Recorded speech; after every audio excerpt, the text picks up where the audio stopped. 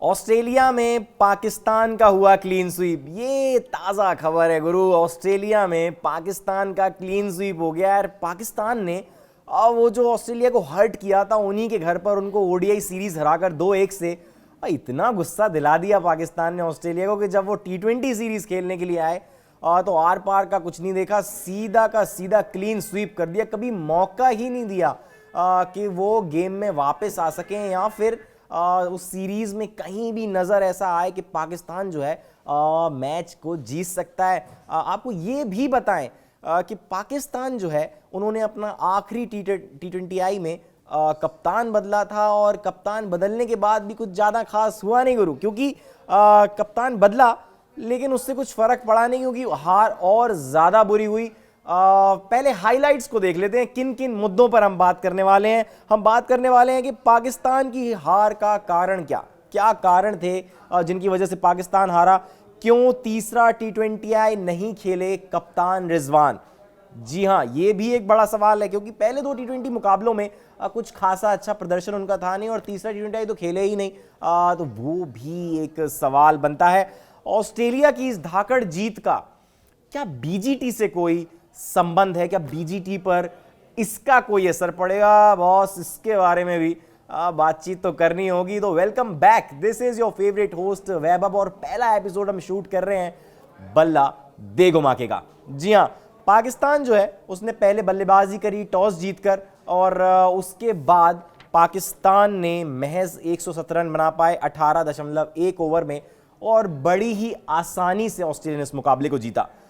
थोड़ा सा लेके चलता हूं आपको कि बाबर आजम, जिनके बारे में कहा जाता था कि बॉस रन नहीं बनाते हैं, थोड़ा वनडे स्टाइल में पारी खेलते हैं, लेकिन आज बाबर आजम थोड़ा अलग मूड में थे। तेज बल्लेबाजी की, बल्लेबाजी जो है उसमें चौके भी थे और छक्का भले ही नहीं था, लेकिन 146 का वो स्ट्राइक रेट था और कोशिश पूरी थी कि मैच को जो है बनाए।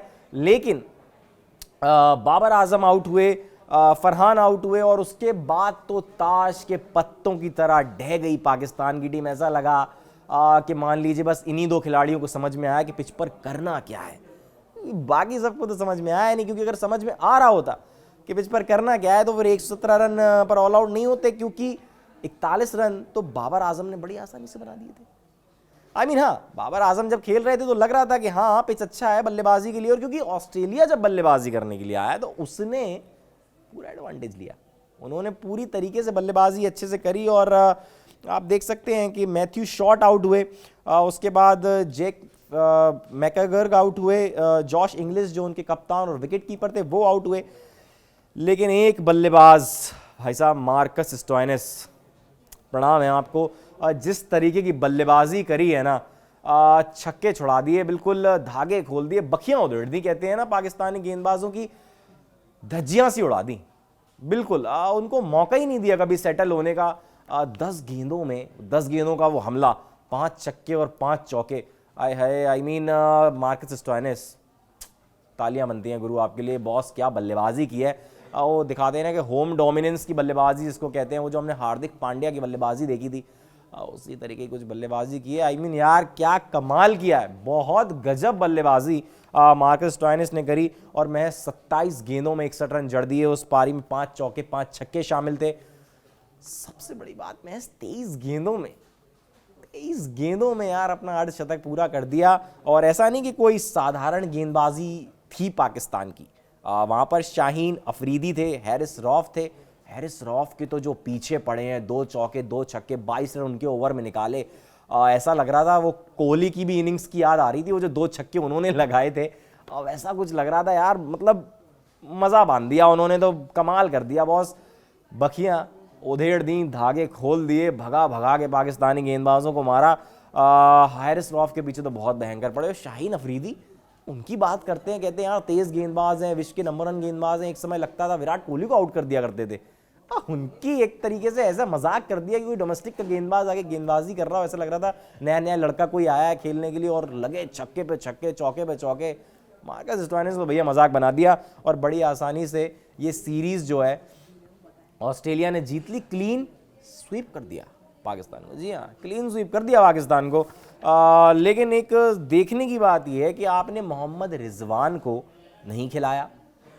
अब जब मोहम्मद रिजवान को आपने नहीं खिलाया तो आपने आगाह सलमान को जो है आपने अपना कप्तान घोषित किया, लेकिन कप्तानी तो उन्होंने की, लेकिन उसके पहले तो महज भैया 2 ही मैच तो खेले थे T20 के पाकिस्तान के लिए, उसमें भी कुछ खासा ज़्यादा कर नहीं पाए थे। ऑलराउंडर खिलाड़ी हैं और 4 विकेट लिए थे, तो फिर उनको कप्तान क्यों चुना गया, ये फ्यूचर को देखते हुए किया गया, ये सब तो अब वक्त ही बताएगा।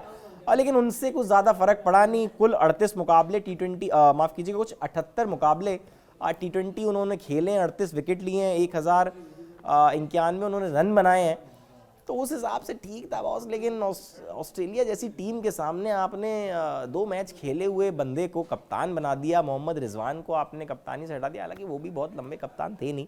और गजब की बात यह है कि रिजवान नहीं है टीम में, इसकी घोषणा कोई अलग से नहीं हुई, लेकिन प्लेइंग 11 टॉस के पहले ही बता दी गई।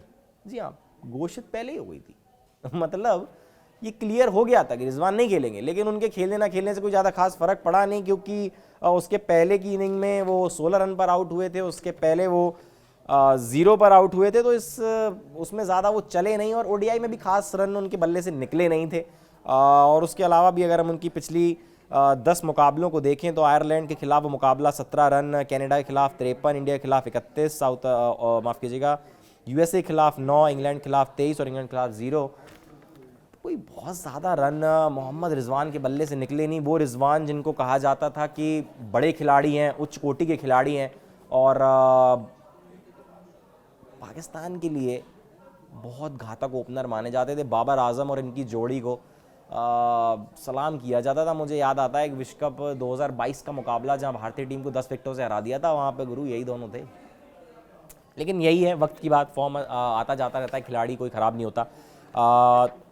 ओडीआई सीरीज़ की थोड़ी सी बात करते हैं, क्योंकि ओडीआई सीरीज़ में जो हराया ना यार, उसी का बदला लिया है भाई, उसी का बदला लिया है। वही उनके मन में था ऑस्ट्रेलियंस के, और कहते हैं ना कि कंगारू किसी को नहीं छोड़ते, बॉस किसी को नहीं छोड़ते कंगारू। उन्होंने जिस तरीके से हराया है ना, क्लीन स्वीप किया है, मज़ा बांध दिया बॉस। जिस तरीके से जीते हैं ऑस्ट्रेलिया, पहला 13 रन से जीते, उसके बाद 7 विकेट से जीते, उसके पहले 29 रनों से पहला T20 जीते, फिर 13 रन से जीते, फिर 7 विकेट से ये वाला मुकाबला जीते। तो डोमिनेंस जिसको कहते हैं, होम डोमिनेंस, जी हाँ, होम डोमिनेंस दिखाया है, तो वो भी एक चीज़ है। और ओडीआई सीरीज़ ऑस्ट्रेलिया पहला मुकाबला जीती, पाकिस्तान दूसरा मुकाबला जीती 9 विकेट से पाकिस्तान, उसके बाद 8 विकेट से जीती। तो वो एक कहीं ना कहीं था उनके मन में, और शायद उसी वजह से ये जो परफॉर्मेंस है वो निकल के आया। जॉश इंग्लिश इनके कप्तान थे, और बहुत बढ़िया बल्लेबाजी मार्कस स्टोइनिस ने की। भाई साहब घबराई हुई लगी पाकिस्तान, लगा कि यार डर गई है, घबरा गई है, और बॉस जो है ये क्लीन स्वीप हो गया है। अब बीजीटी खेलने आ रहे हैं, ये इस सवाल के ऊपर भी थोड़ा सा आ जाते हैं, क्योंकि बीजीटी पे ज़्यादा फर्क पड़ेगा नहीं। क्यों नहीं पड़ेगा फ़र्क? क्योंकि बीजीटी में वो खिलाड़ी हैं ही नहीं जो इसमें थे। जी हाँ, तो बीजीटी के अलग खिलाड़ी हैं, तो वो अलग शुरू होगी कहानी, और उस कहानी को भी हम यहाँ पर आपके लिए रिकॉर्ड करते रहेंगे। और आपसे एक दरख्वास्त है, हमारे चैनल को सब्सक्राइब भी करें आप, और हमारे शो को ज़रूर लाइक करें बॉस, कमेंट छोड़ें, और अपना प्यार दिखाते रहें। धन्यवाद।